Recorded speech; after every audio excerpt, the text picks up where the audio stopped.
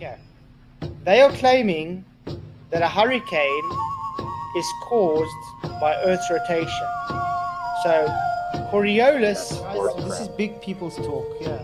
exactly. So they're claiming the hurricane spinning is optically happening because remember, you observe Coriolis effect. You don't observe Coriolis force.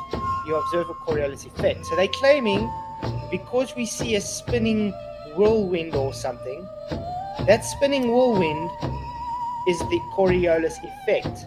So you're not physically seeing it spin. You're seeing it only appear to spin. May I have my cigarettes, please, Miss Rabbit?